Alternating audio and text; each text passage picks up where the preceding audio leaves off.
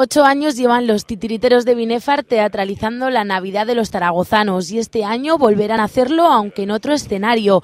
Los centros cívicos del Oliver y el Teodoro Sánchez Punter en el barrio de San José serán testigos del menú teatral que los titiriteros han preparado para estas fiestas. Y para abrir boca...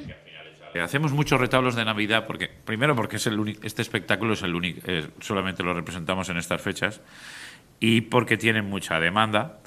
Y entonces vamos a estar hasta final de año, que sería el primer plato, un entrante de estos de fiesta de familia navideña, un entrante potente. Tras un entrante jugoso, la compañía continuará con No nos moverán, un espectáculo de divertimiento que cuenta con las canciones más tradicionales. Dragoncio endulzará el postre con una versión titiritera de la leyenda de la princesa y el dragón, una carta llena de propuestas que harán las delicias de todos los miembros de la familia.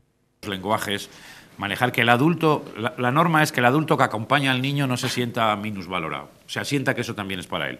Eso, bueno, requiere una cierta complejidad a la hora de hacer un espectáculo con dos lecturas, que el niño se queda con la verdadera, con la buena, con la esencial, y el adulto ve unos guiños, ve una segunda lectura, ¿no?, en clave a veces ideológica, en clave a veces de reflexión social, que luego tiene que hablarlos con el niño o explicárselo, ¿no? Y en este menú anticrisis, los titiriteros premiarán a los espectadores que acudan en grupo ofreciendo descuentos de 1 euro.